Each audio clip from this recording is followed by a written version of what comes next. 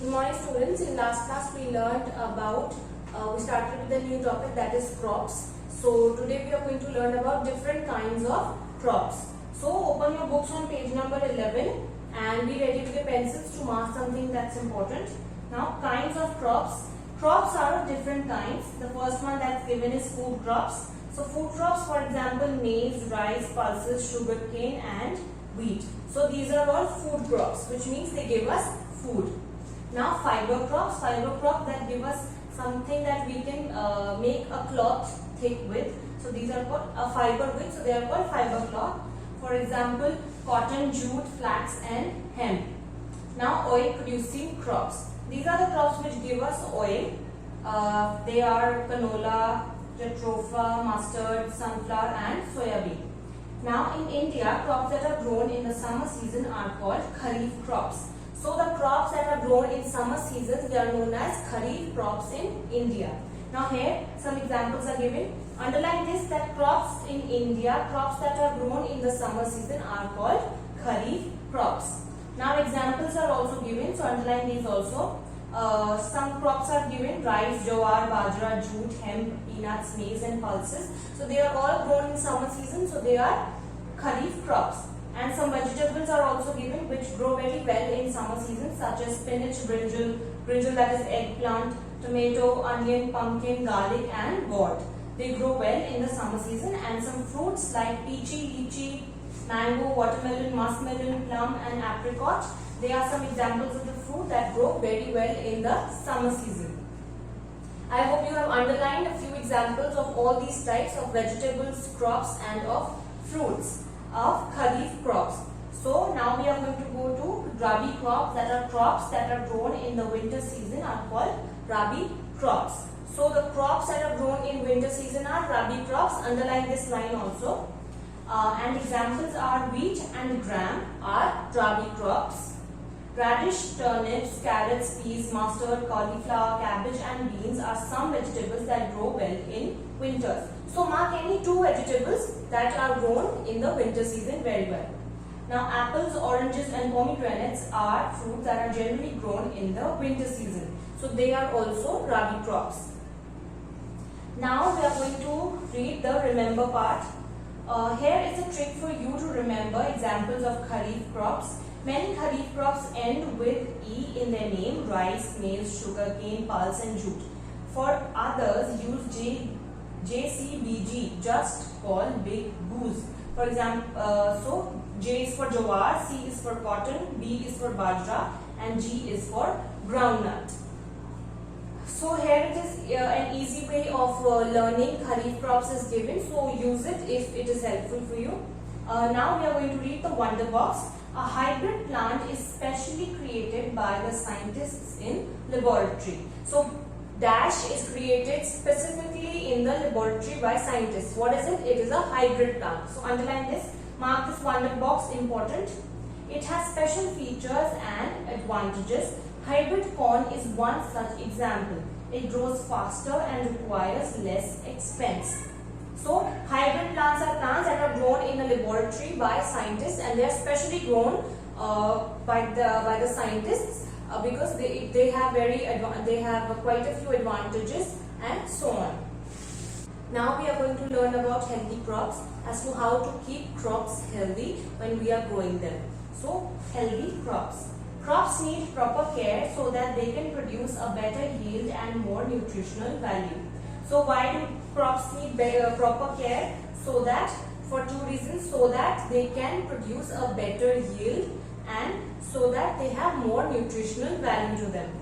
So here are some tips for growing healthy crops. Different crops require different kinds of soil. So different kinds of crops grow in different kinds of soil. For example, rice grows well in wet and clay soil, but groundnut needs porous and sandy soil. So therefore, farmers decide the type of crops to be grown after evaluating the soil in their yields. So in this point, it is given that different kinds of crops are grown in different kinds of soil. So if a farmer has a clay soil in their field, they cannot grow groundnuts in them, they cannot grow tomatoes in them. They can grow things like like rice that grows very well in clay soil. So first of all, farmers have to evaluate what kind of soil they have in their fields, and then they grow the crops according to the soil. Manure and fertilizers should be added regularly to the soil in sufficient quantities. This would make the soil fertile. Excessive use of fertilizers can harm the soil, so they should be used in the right amounts only. Now it is very important to use manure and fertilizers in the right amount in the soil, as they improve the fertility of the soil and it becomes easier for the crops to grow in that soil, and the crops grow out to be very healthy.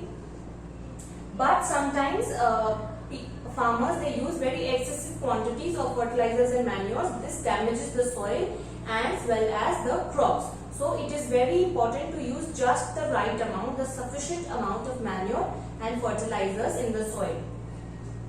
Now, adequate water should be provided at the different stages of proper plant growth. Crops such as rice and sugarcane need lots of water, whereas wheat needs less water. So different kinds of crops also have different water requirements, different water needs.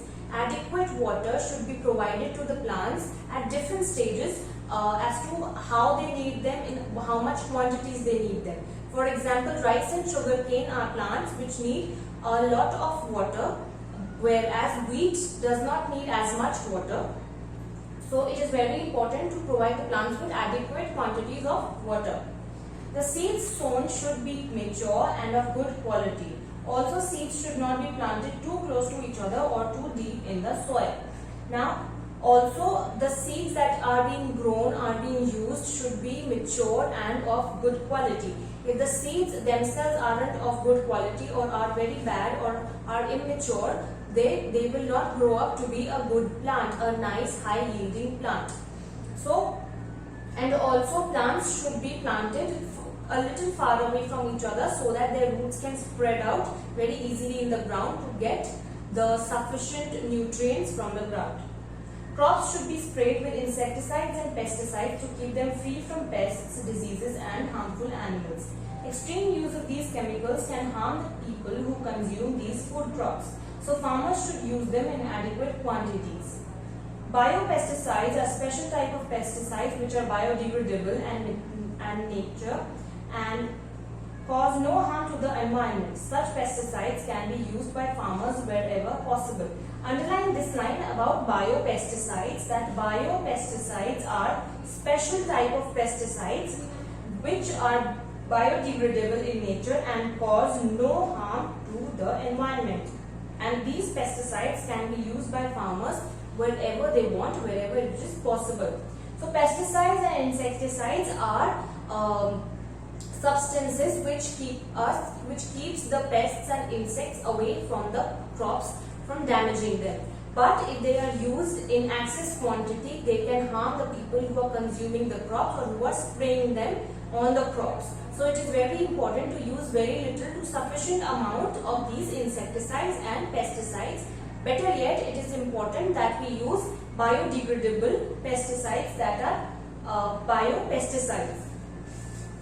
Weeding, that is removal of unwanted plants. Underline what is weeding. Weeding is the removal of unwanted plants. It should be done regularly so that we don't at the end stage where the plants have grown, we don't have unwanted plants.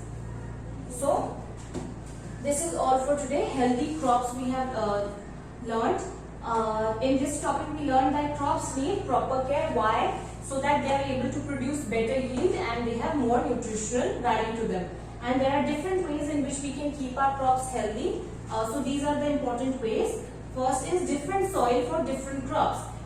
Different crops need different types of soil. For example, rice is grown very well in clay soil and groundnut is grown very well in sandy soil. So it is important for farmers to first evaluate the kind of soil that they have in their field and then grow the crops in them.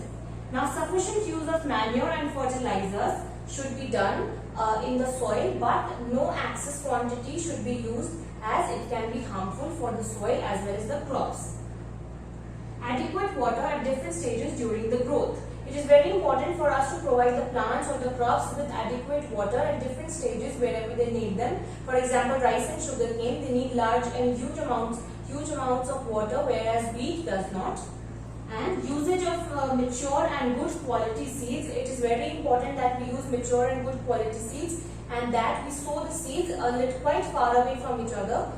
And adequate usage of pesticides and insecticides. So it is very important for us to use sufficient amount, adequate amount, and not at all excess amount of pesticides and insecticides. Well, it is better to use bio-insecticides, as they can use them anywhere, whenever they want. And regular weeding should be done. What is weeding? Weeding is the removal of unnecessary plants. So these are the two topics for today. Revise well, and thank you, and have a nice day.